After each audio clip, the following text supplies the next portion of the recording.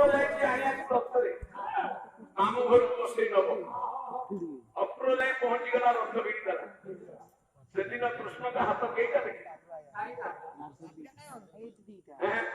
ଯେତେବେଳେ କୃଷ୍ଣ